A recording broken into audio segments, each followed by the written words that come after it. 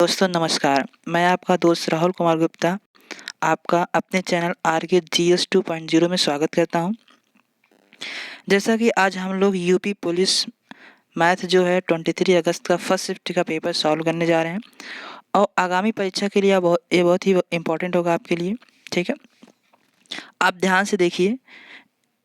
इसमें हम कुछ इस तरह के सवाल करेंगे, आप यहाँ देख सकते हैं, जैसे यहाँ दिया गया इस तरह कुछ सवाल करेंगे और हमने कई सवाल लिए हैं, लगभग हमें लगता है 20 उस सवाल होगा, 20-22 सवाल जो भी कुछ होगा। तो हम इस सवाल के ज़रिए आपको आगे वाले शिफ्ट में कैसे सवाल बन सकते हैं, किस तरह के सवाल आएँगे, इसके लिए इस पर भी चर्चा करेंगे। तो जैसे देखिए आपका पहला सवाल यहाँ पर दिया गया, कह रहा है कि एक निश्चित धनराशि पर 2 वर्ष के लिए 5% की दर से साधारण ब्याज जो है 1600 रुपया।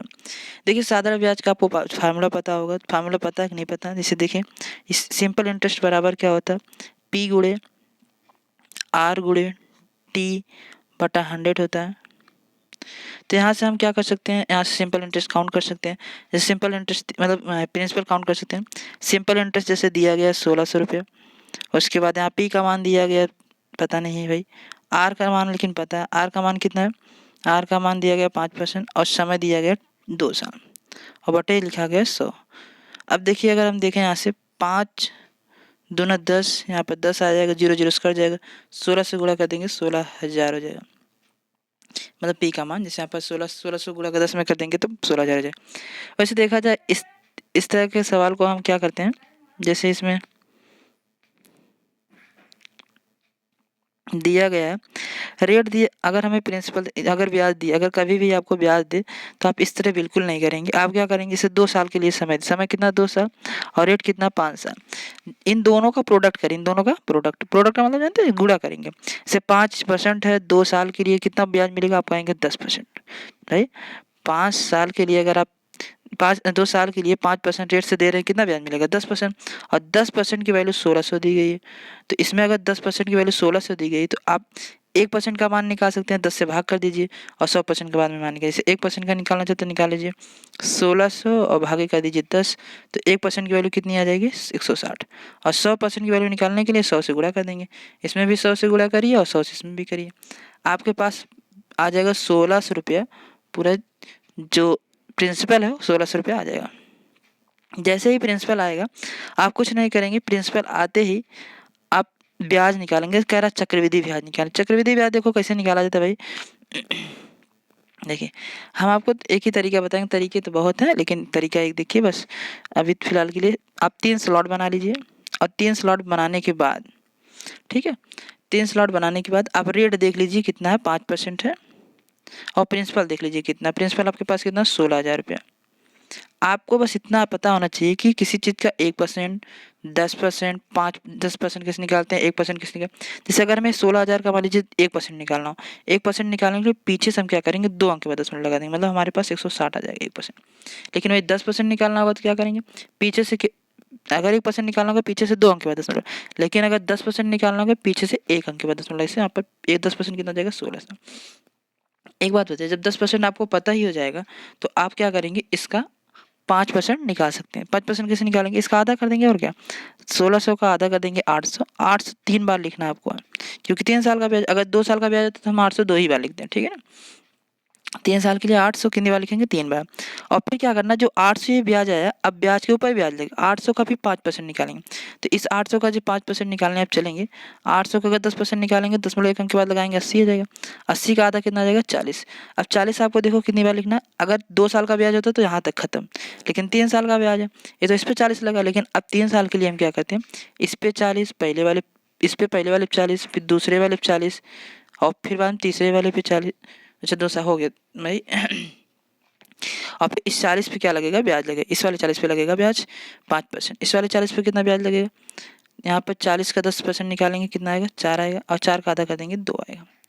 जैसे आप देखिए कुल मिला जुला कर आपको 3 स्लॉट बनाने हैं। एक बार 16,000 का आपने 10% निकाला, तो 10% जैसे ही निकाला तो उसका आधा कर दिए भाई, आधा कर दिए कितना हो गया 5% मतलब 800।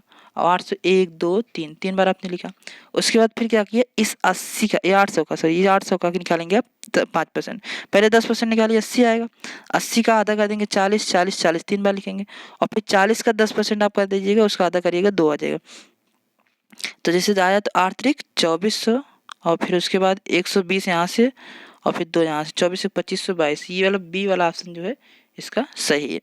ठीक है, सवाल नंबर सेकेंड। इस तरह के सवाल आएंगे तो आप कर लीजिएगा अच्छे से।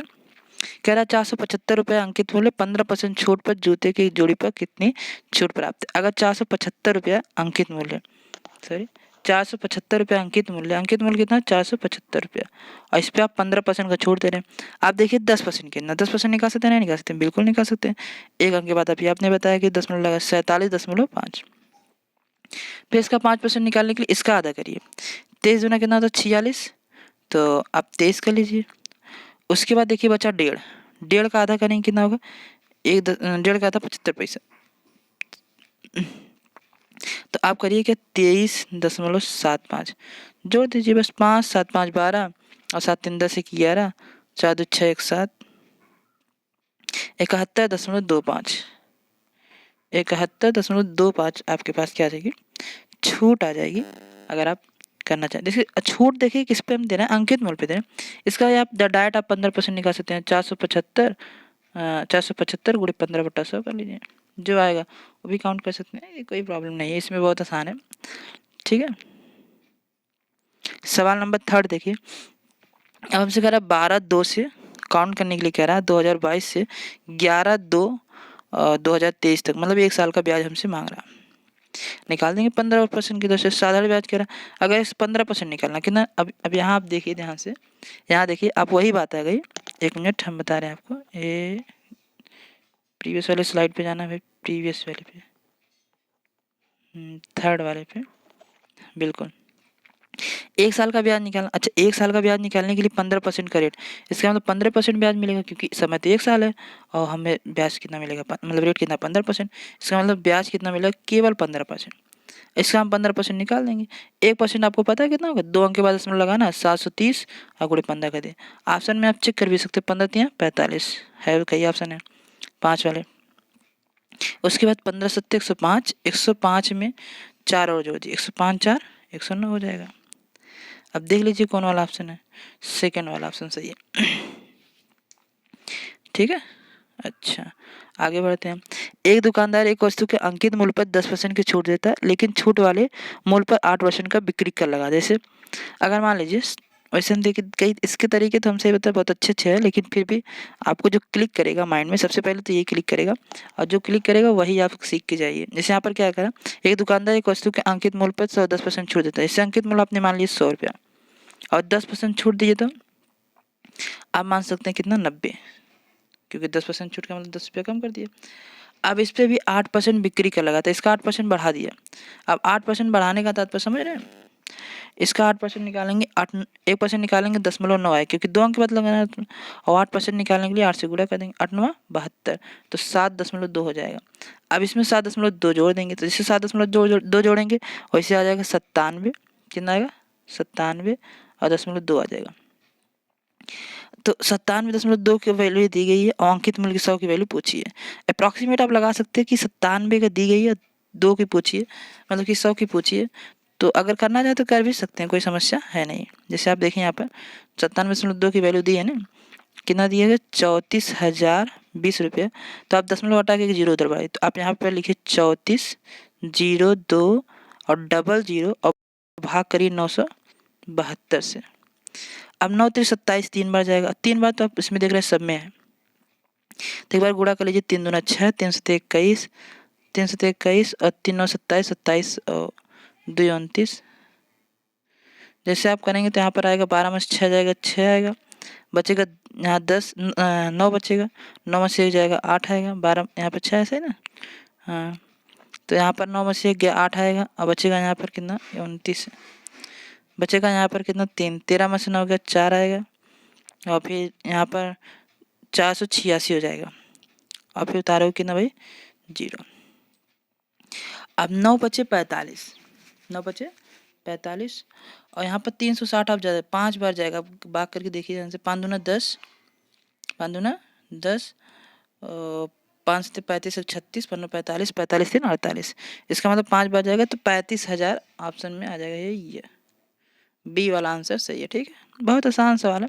इसी का सवाल इसी तरह आप अप्रोच करिए, क्योंकि ज़्यादा याद हुआ तब भी तो कर नहीं सकते हैं। अगर याद कर सकते तो हम खुद बताते हैं अच्छे अच्छे तरीके आपको। यहाँ पर कह रहा है यदि क्रमागत 9 क्रमागत सम संख्याओं का औसत 132 है। जब 9 संख्याएं हैं, जैसे 9 संख्याएं, उसमें कुछ करना नहीं है, आपको फिल कर देना 1 2 3 4 5 6 7 8 9, और बीच वाला औसत हो जाता, औसत वाला बीच वाले से 4 संख्या इधर से कर, 4 से इधर, 132 बीच में आएगा। और सम संख्याओं क्रमागत इससे पहले जो आएगा इसके बाद है। इससे पहले कितना है, 130 आएगा। उसके पहले कितना आएगा, 128 आएगा। फिर कितना आएगा, 126 आएगा। उसके बाद 124 आएगा। और फिर अगर बाद वाला देखेंगे तो कितना आएगा, 34 आएगा। फिर कितना आएगा, 36 आएगा। 136 आएगा। फिर कितना आएगा, 38 आएगा। फिर 40 है। सही है। 40 और 24 का अंतर पूछ रहा है, इसका मतलब कितना अंतर हो गया, 16। सही है। जैसे आप देखिए 30 28 26 24, 4 संख्या इधर, उधर वाले में 32 के बाद आएगा 34 36 38 40। आपसे कह रहा है पहली और अंतिम संख्या का अंतर ज्ञात कीजिए। पहली संख्या 124 है और अंतिम संख्या 140 है। 24 में 40 घटाएंगे, मतलब 40 में 24 घटाएंगे कितना आएगा, 16 आएगा। एक तरीका आता है ये, अगर 9 क्रमागत सम संख्या है तो 9 में से एक ही कम कर देंगे और डबल कर देंगे, 8 दूना 16। लेकिन ये याद करना बिल्कुल हमें लगता है सही नहीं है। ये सब तरीके पहले से याद किए जाते हैं, छोड़िए हटाइए। आप यहाँ देखिए अगला सवाल। कह रहा है चावल के प्रति किलोग्राम मूल्य में 25% की वृद्धि के परिणामस्वरूप एक व्यक्ति 1200 रुपये 6 किलोग्राम चावल कम खरीद पाता है, और चावल प्रति किलोग्राम मूल्य क्या था। पहले वाला मूल्य पूछा है। अगर हमें अभी हमें वर्तमान वाला मूल्य अगर निकालना हो तो बहुत आसानी से हम निकाल सकते हैं। कैसे, देखिए अभी वर्तमान का निकाल, जैसे जो बढ़ गया मूल्य, तो इसमें से हम देखेंगे 25% 1200 का निकालेंगे, उससे प्रभाव में कितने का आता है। 1200 का भी हमने 10% बताया आपको, कितना 120 है, 120 बताया। या फिर ऐसे सोचिए 25% मतलब 50%, इसका आधा 600 और 600 का आधा 300। ऐसे भी अगर नहीं निकाल पाते तो 25% आप निकाल लीजिए। 1200 करिए, 1200 का 25% मतलब 1/4 कर देंगे, आपको 300 आ जाएगा। ठीक है, नहीं कर पाते तो 25/100 लिख के गुणा करके काट पीट के तब भी कर दिए। अच्छा 300 आ गया, और 300 की वजह से 6 किलोग्राम जो चीनी है वो कम खरीद पाते हैं, चावल कम खरीद पाते हैं। तो 6 किलोग्राम चावल जो कम खरीद पाते हैं, मतलब 6 पंचे 30। अब हमारे पास प्राइस कितना, 1 किलो का प्राइस कितना आ गया, 50 रुपये। अच्छा 50 किलो 1 किलो का प्राइस तब आया जब चावल के मूल्य में वृद्धि हुई है। मतलब पहले चावल 1/25% मतलब 1/4, पहले 4 था तो 1 बढ़ा है, 4 बढ़ के 1 बढ़ के कितना हो गया, 5 हो गया। और 5 की वैल्यू 50 दिया तो 4 की वैल्यू कितना हो जाएगा, 40।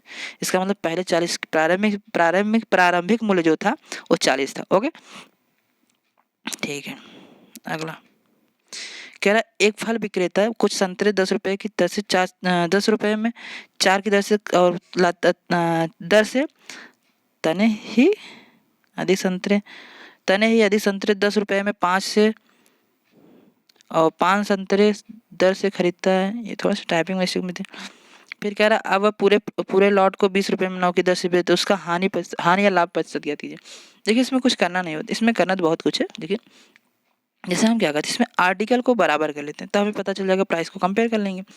ठीक है ना, तो हम क्या करते हैं, इसे 4 हम पहले वाले हमने क्या किया, पहले वाले हमने ये किया कि 4 की दर से खरीदे, मतलब 4 10 रुपये में 4 संतरे खरीदे, ऐसे कर सकते हो।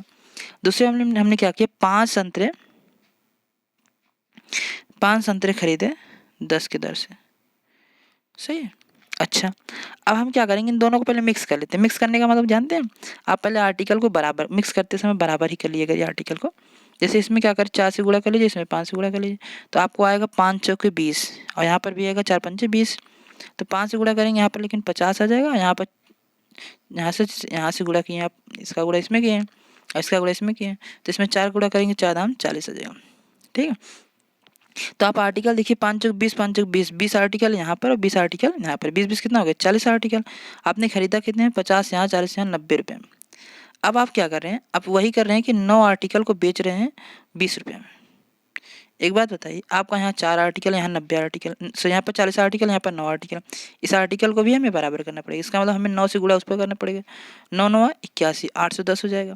और 4 से गुणा यहाँ पर करेंगे, 4 दूना 8, 800 हो जाएगा। अब आप यहाँ देख के बताइए, आप तो खरीद के लेकर आए थे भाई 810 रुपये में, और बेच रहे हैं 800 रुपये में, आपको ही चूना लगा आ गया, मतलब नुकसान तो आपका ही हुआ है ना। जैसे बेच तो इसने में रहे हैं और खरीद के लाए, तो कह रहा है लाभ है प्रतिशत हानि ज्ञात कीजिए। तो आप ऐसा करिए, यहाँ से देख लीजिए 10 बटा 81 और गुणे 100 कर लेंगे तो आपका आ जाएगा। हाँ, ऐसे हुआ है हानि। तो इसमें कह रहा है कि हानि 12% का हुआ है, कितने परसेंट का हुआ, तो इसमें ये कुछ गड़बड़ हो गया भाई। क्या ये मेरे लगता है सवाल में थोड़ा से पता नहीं मिस्टेक है कि क्या है। कह रहा है 10 रुपये में 5 से संतरे खरीदे, 10 से खरीदता है। अभी ये तो हम ये जिस हिसाब से बताया गया इसमें 4 संतरे खरीदा है, 10 रुपये में, फिर 5 संतरे खरीदा 10 रुपये में, तो हमने क्या किया, इस वाली चीज़ को बराबर कर दिए। 4 का ऊपर गुणा, 4 का 5 का ऊपर गुणा कर 4 के ऊपर, 4 5 के 20 और 5 दाम 50, 4 पंचे 20, 4 दाम 40। तो हमने क्या किया, 20 आर्टिकल यहाँ, 20 आर्टिकल, 40 आर्टिकल हमने 90 रुपये में खरीदा।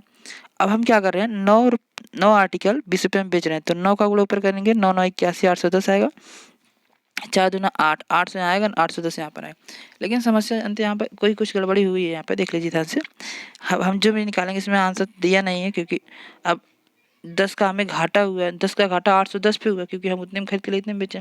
अब गुणे 100 करेंगे, कटे पीरेगा नहीं, तो आप यहाँ से कैलकुलेट करके मान निकाल सकते हैं, या फिर कुछ यहाँ पर गलत दिया होगा। अब आगे बढ़ते हैं, अगला सवाल। अगले सवाल में कह रहा है 2 रेलगाड़ियाँ क्रमशः 59 किलोमीटर प्रति घंटा से और यहाँ पर 32 किलोमीटर प्रति घंटा से समान दिशाओं में चलती है, और तेजी से चलने वाली रेलगाड़ी धीमे से चलने वाली रेलगाड़ी से एक बैठे व्यक्ति को 16 सेकंड में पार करती है। तेज गति से चलने वाली रेलगाड़ी की लंबाई ज्ञात कीजिए। इसमें देखो कुछ समस्या नहीं है। आप देखिए ध्यान से, पहले हमारे पास एक चीज़ आप कंफर्म कर लीजिए कि डिस्टेंस जो होता है स्पीड इंटू टाइम के बराबर होता है। अब समस्या यहाँ ये आ गई, जैसे हम एक रेलगाड़ी दूसरी रेलगाड़ी को पार करी, 64 किलोमीटर वाली रेलगाड़ी है ये, उस रेलगाड़ी को पार करिए। जब भी डिस्टेंस आप कवर करेंगे, आप डिस्टेंस उसकी लंबाई के बराबर कवर करेंगे। जैसे आप एक व्यक्ति को पार कर रहे हैं, तो आप क्या करते हैं, डिस्टेंस उतना ही कवर करते हैं जितनी उसकी लंबाई होती है। तो लंबाई हम मान लेते हैं, यल को मान लेते हैं, सी या डी मानिए कि छोड़ो क्या मानना।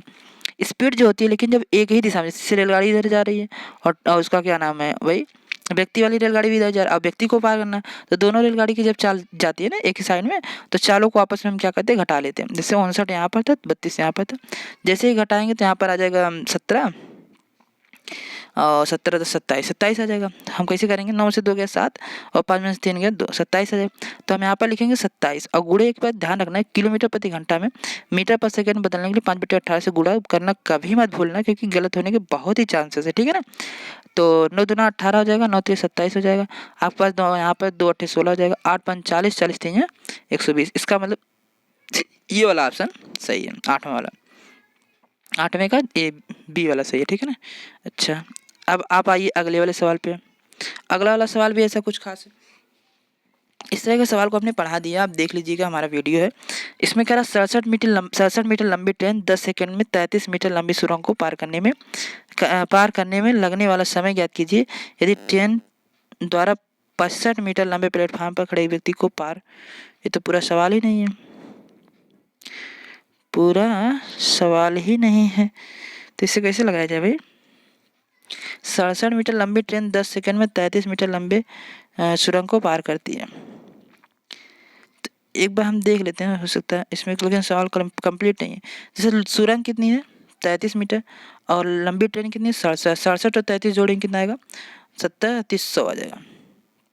ये तो डिस्टेंस आ गया, और हमें स्पीड निकालने के लिए स्पीड इंटू टाइम, टाइम तो हमारे पास पता है, तो हम स्पीड इसकी लेकिन ट्रेन की निकाल सकते हैं। स्पीड क्या करते हैं, ट्रेन की निकाल सकते हैं, और 10 मीटर पर सेकंड आएगा, 10 मीटर पर सेकंड। अच्छा, 10 मीटर पर सेकंड स्पीड आ गई, तो हमें लगता है ये पूछा कर रहा ट्रेन द्वारा 65 मीटर लंबे प्लेटफॉर्म को पर खड़े एक व्यक्ति को पार करने में कितना समय लगेगा। तो चाहे 65 मीटर का प्लेटफॉर्म हो, चाहे 70 मीटर का, चाहे 100 मीटर का, लेकिन खड़ा व्यक्ति को पार करना तो अपनी लंबाई के बराबर ही पार करेगी। तो हम दूरी को ऐसा करते हैं, इसमें दूरी, लेकिन उसे ऐसा बताना चाहिए कि ट्रेन द्वारा 65 मीटर लंबे प्लेटफॉर्म पर खड़े एक व्यक्ति को, तो व्यक्ति कितना, ट्रेन की लंबाई कितनी है, ट्रेन की लंबाई कितनी है 67 है, ट्रेन की लंबाई 67, और बटे 10, क्योंकि हमें समय कितना चाल कितना है 10, तभी तो हम टाइम निकालते हैं। भाई टाइम बराबर क्या, डिस्टेंस बराबर बताओ क्या होता है, स्पीड इंटू टाइम होता है, स्पीड इंटू टाइम। और डिस्टेंस दिया गया 67, डिस्टेंस कितनी है 67, क्योंकि वो अपनी लंबाई के बराबर ही तय करेगी। ऐसा हम क्यों कह रहे हैं, करने के लिए तो आप 67 प्लस 65 कर सकते थे, लेकिन ट्रेन प्लेटफॉर्म को तो नहीं व्यक्ति को पार करे, जैसे व्यक्ति को पार करेगी तो अपने ही लंबाई को तो पार करेगी ना।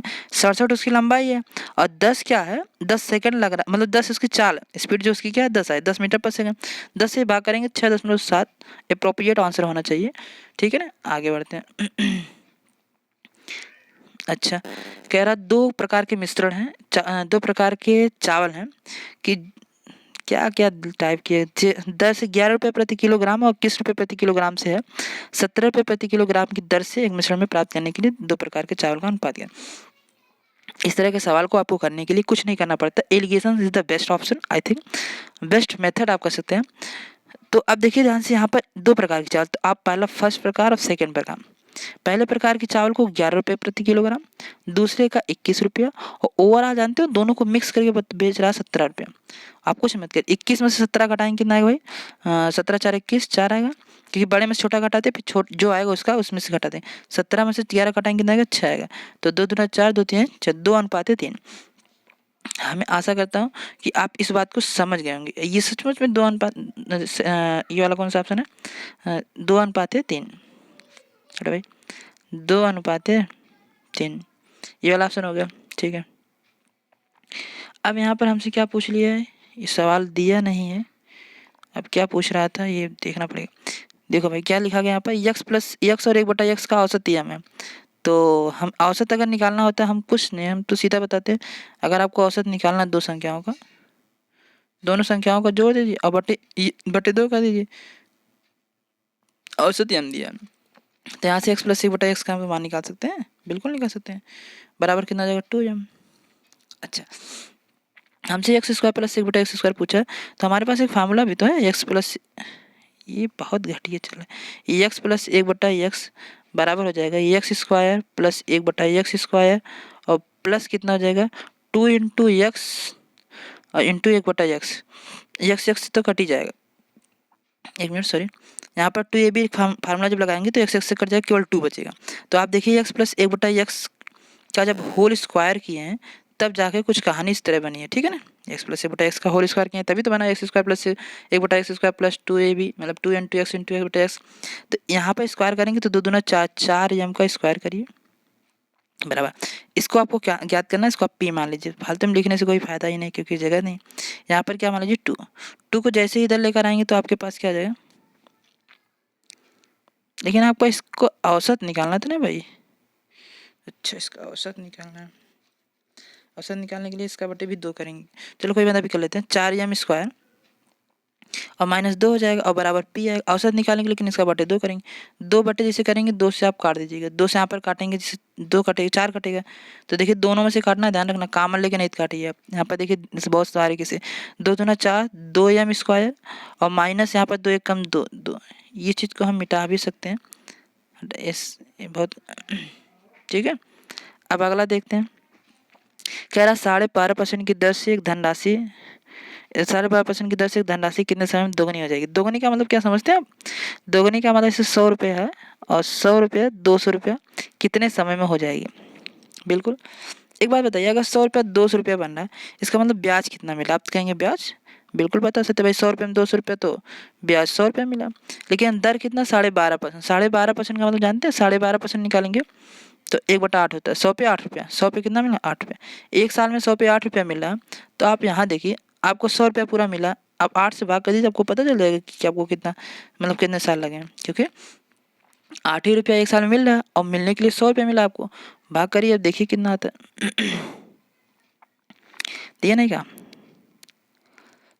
जैसे 12.5% की दर से कितने वर्ष में दोगुनी हो जाएगी, तो 8 से, इसमें ऑप्शन नहीं दिया क्या, पता नहीं क्या ऑप्शन है, 8 1 कम 8, और चूंकि यहाँ पर 12.5% की दर से 8 साल तो लगना, 12.5% इधर ना, तो 12.5% मतलब 1/8,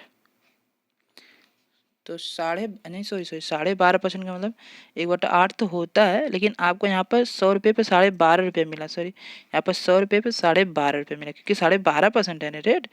तो 100 रुपये पे कितना मिला? 12.5। जैसे अभी हम आपको लिखें 12.5%। जैसे 100 रुपये पे कोई हमने, क्योंकि इसे 100 रुपये बना ही दिया है, तो 8 अब लेने की जरूरत नहीं। 100 रुपये पे आपको 12.5 रुपये मिला।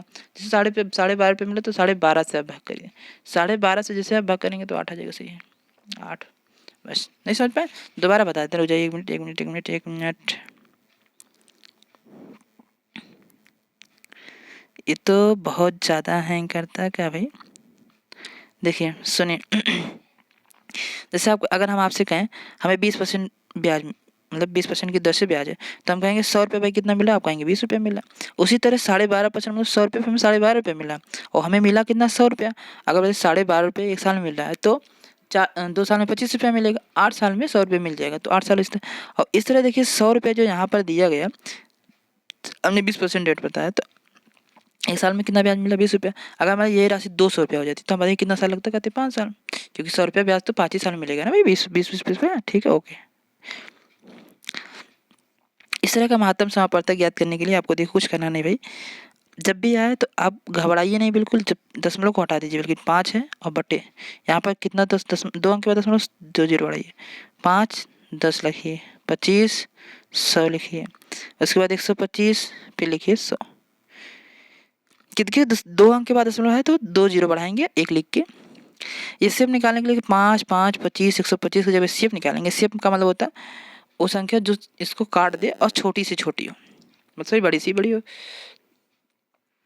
इसे कहने का तात्पर्य है कि अगर एचसीएफ निकालते हैं 2 4 और 8 का एचसीएफ निकालना चाहते हैं, अब 2 4 8 का एचसीएफ निकालते हैं। अब ऐसी बड़ी सी बड़ी संख्या बताइए 2 4 8 को, जो तीनों को काट दे, एक ही को नहीं कि 8 को केवल काट के निकल रहा है, 2 को भी तो काटना चाहिए। तो 2 को काटने की सबसे छोटी संख्या क्या है? 2 की। जैसे यहाँ पर 4 12 और 20 लेते हैं, 4 12 20। तो अगर हम पूछा बताइए आप कोई संख्या जो दोनों को काट दे, तो क्या होगा? 4 होगा। तो यहाँ से देखिए सबसे छोटी, वैसे आप देखिए सब में भाग करके देख लीजिए, 5 से सब को मतलब सब 5 से कट जाएंगे तो 5 ऊपर हो जाएगा, और बटे नीचे ऊपर अच्छा, इसमें जब मातम निकालते हैं बटे वाले को, ऊपर वाले का एलसीएम निकालते हैं और नीचे वाले का क्या निकालते हैं? एलसीएम निकालते हैं।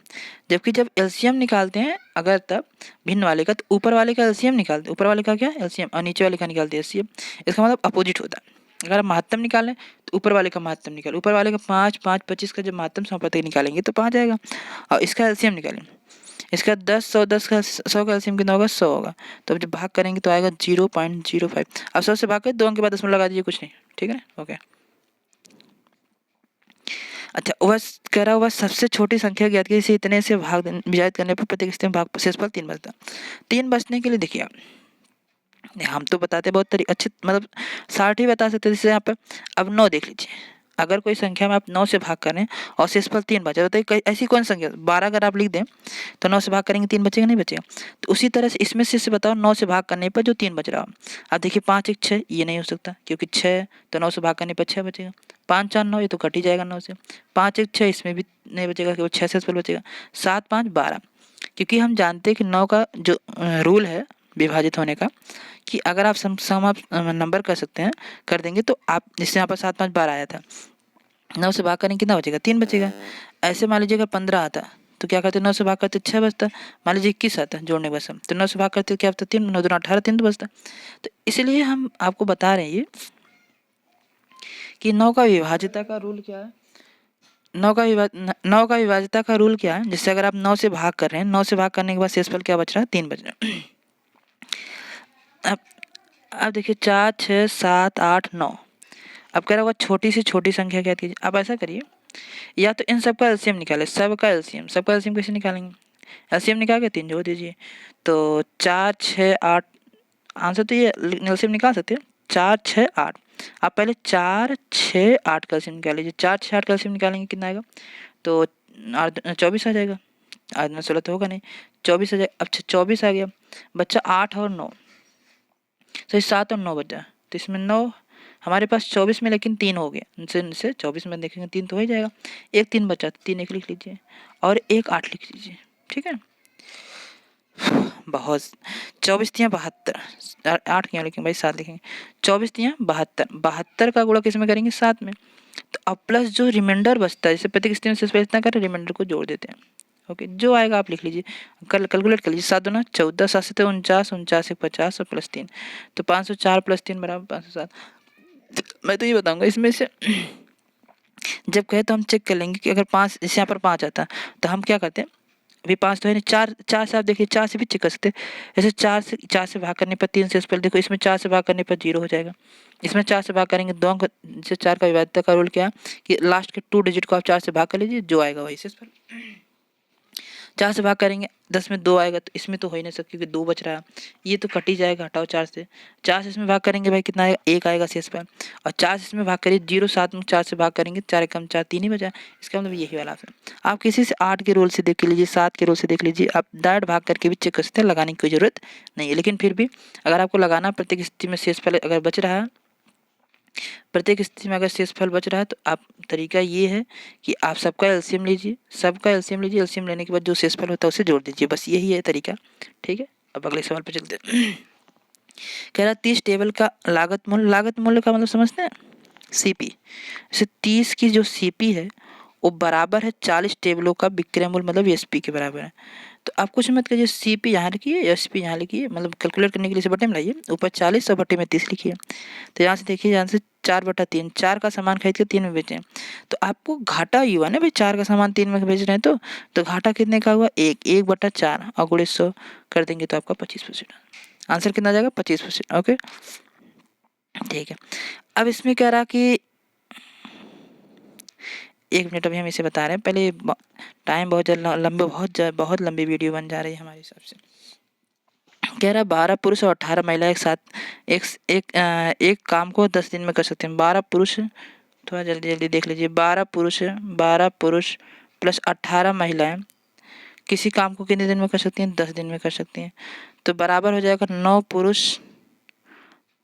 पुरुष और प्लस 18 महिलाएं उसी काम को कितने दिन में कर रही हैं, 12 दिन में कर रही हैं, 12 दिन में।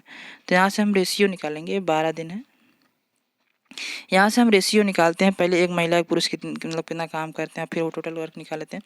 तो यहाँ से क्या करेंगे, 2 छक्के 12 काटने का तरीका, 2 छक्के 12, 2 पच्चे 10, अब 5 कैलकुलेट, 12 पंचे कितना हो जाएगा 60 पी, और प्लस 5 18 कितना हो जाएगा 90 PM, मतलब 90 महिलाएं, बराबर हो जाएगा 6 9 54 पी, 6 9 54 पी, और बराबर 6 18 छक्का 108 महिला।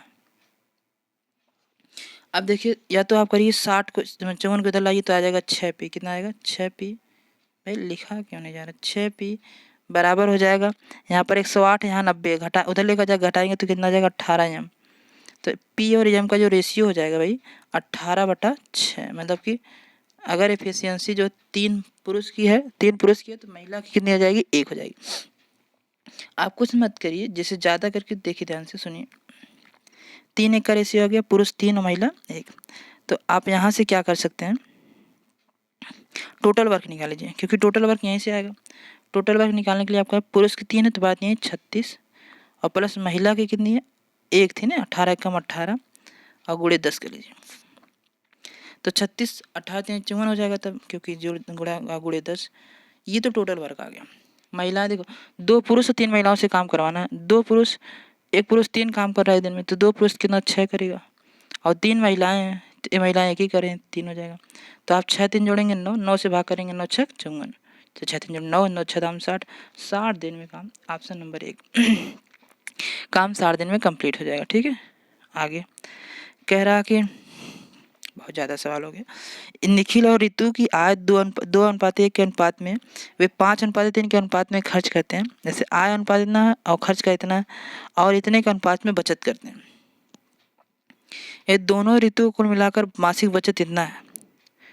तो हमसे पूछ रहा है कि प्रत्येक की मासिक आय कितनी है। इसमें तो हम निकाल ही सकते हैं, ऐसी कोई बात नहीं है,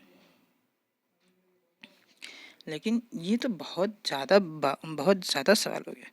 वैसे आप देखिए ध्यान से, आय का रेशियो 2 1 से करना चाहिए, कुछ सभी कट हैं 2 1 से, तो अब तो हम कुछ कर ही नहीं सकते। देखिए ध्यान से, अब बता ही देते हैं, हटाओ भाई, बहुत दिक्कत साला। आय का अनुपात कितना है, 2:1, हटाइए, 2:1 इनकम का, और ये जो खर्च का कितना है 5:3, बचाते कितना, 4:1 का मतलब 5, 5 की वैल्यू दी गई है 10,000। तो आप यहाँ से क्या कर सकते हैं, 1 की वैल्यू निकाल सकते हैं, 5 दूना 10, 2,000। तो एक तो बचा रहा 2 चौक मतलब 2,000 एक की वैल्यू, 4 ऐसे वैल्यू एक के बचा रहा 8,000 रुपया, और एक मतलब एक लोग बचा रहे हैं कितना, 2 एक कम तो 2,000 रुपया, तभी तो 10,000 रुपये बचा रहा है। आपको इसमें 3 गुणा 3 दूना 6, 5 एक कम 5, अंतर आएगा 1। अब यहाँ पर 5 था और यहाँ पर कितना 3 है, तो आप 2 का गुणा 5 में करिए, 8 का गुणा 3 में करिए, 2 का गुणा 5 में करेंगे 2 5 10, 8 का गुणा 3 में करेंगे 8 3 24। जैसे 2 का गुणा 5 में करेंगे कितना आएगा, 2 5 10,000 और 8 3 24, 24,000 में से जब आप 10,000 रुपया घटाएंगे कितना आएगा, 14,000। एक बात बताइए, 14,000 रुपया आया, एक रेशियो की वैल्यू, 2 रेशियो की वैल्यू, 14 दूनी 28, 14 एकम 14। बहुत सही, अच्छा सवाल था, हम कहेंगे 28 14,000। ठीक है, आप समझ गए। पहले सब देखिए, मतलब आय का अनुपात दिया था 2:1, बचत का क्रॉस प्रोडक्ट कहते हैं 5:3। क्योंकि हमें जो बचा रहा है, दोनों लोग बचा रहे हैं, कह रहा 4:1, 8-10,000 मतलब कि दिया गया था 5 की वैल्यू, तो 1 की वैल्यू हम निकाल के यहाँ पर नीचे रख दिए। तो ठीक है, उसके बाद 8,000 10,000 आ गया, तो पहले इसका गुणा इसमें करते हैं, इसका गुणा इसमें करते हैं, अंतर निकाल लेते हैं। 5 1 5, 3 2 6, अंतर माइनस में नहीं होता, बड़ा छोटे से नहीं, मतलब आप घटाइए बस सीख लाइए। इसका गुणा इस पे, इसका गुणा इसमें घटा देंगे तो इसमें वही रेशियो बना पता हो जाता है। आप इसको नीचे वाले का नहीं, ऊपर वाले का निकाल सकते हैं। ओके, बहुत ज़्यादा हो गया, अब तो हमारा मन ही नहीं। एक परीक्षा में एक छात्र जो अधिकतम अंक 20 अंक प्राप्त करता है, मतलब अधिकतम अंक का 20 अंक प्राप्त करता है और 5 अंकों से अंतर हो जाता है। जैसे भाई 1 मिनट, उससे पाना